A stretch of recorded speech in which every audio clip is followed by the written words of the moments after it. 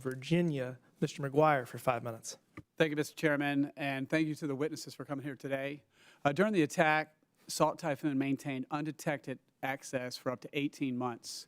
This incident is described as one of the most severe telecom hacks in U.S. history. Despite existing public-private partnerships to prevent cyber attacks, it seems as though there are still significant information sharing gaps. Mr. Steinman, are there any federal laws or regulatory red tape that prevents or hampers information sharing about hacks between government agencies and the telecommunications industry?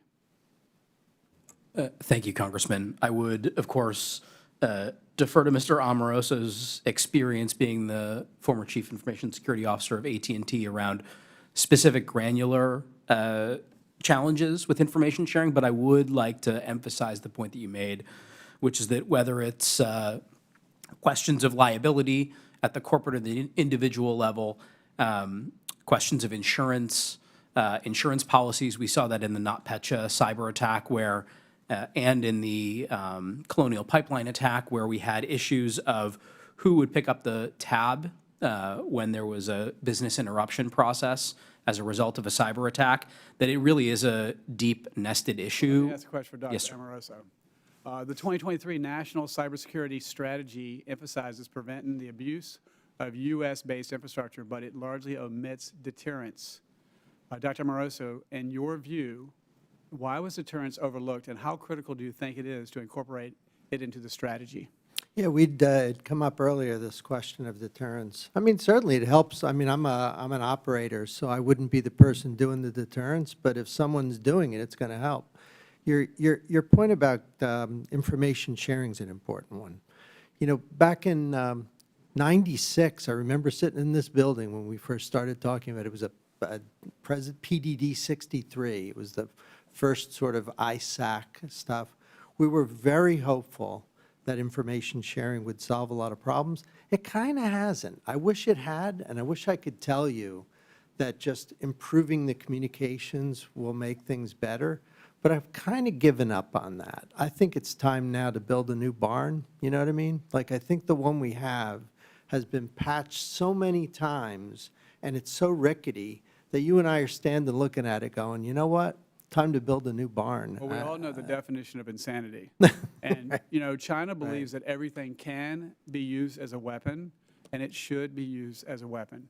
So how would you propose, Dr. Amoroso, the U.S. increase the cost on China to deter their cyber operations, especially when they seem to act with impunity under the current framework? Yeah, I understand. I obviously, deterrence can be done in any number of ways. Not really my area of specialization. You can do it with diplomacy. You can do it with non-cyber. But I think the best deterrence of all is to have the best defense on the planet. You know, if they can't break in, then there's no discussion. Yeah, it seems like we're in a reactive position rather than a proactive position on that. I would agree. I think that's where we are now. I think you and I would agree on that. But I'd like to get around that. I think there's active defense that's different than deterrence. You know what I mean? Sure.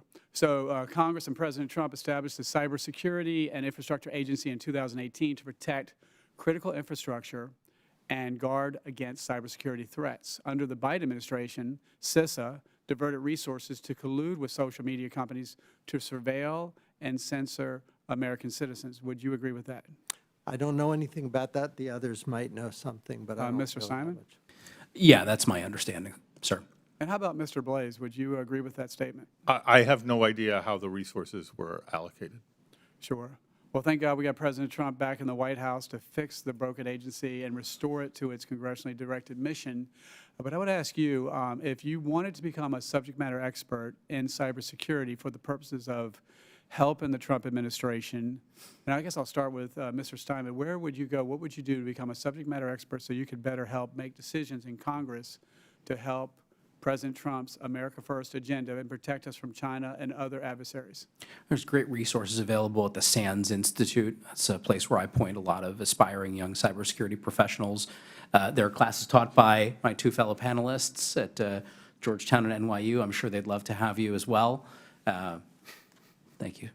Dr. Amoroso. Ditto. There's a lot of good resources. Mr. Blaze. Absolutely, and I'll point out many of my students are here in the gallery. Awesome. And tell me where they're students? Georgetown. With that, I yield back. Thank you.